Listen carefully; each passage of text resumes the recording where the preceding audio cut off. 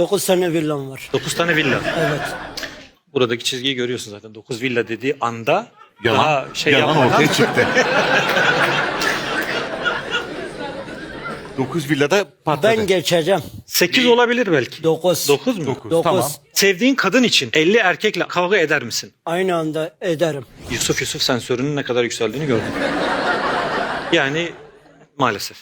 Yalan söylemem. Daha önce hiç uzaya gittin mi? Evet. Hangi gezegene? Hangisini istersen. Bu yalan makine bozuktur. Yalan söylüyor bu makine.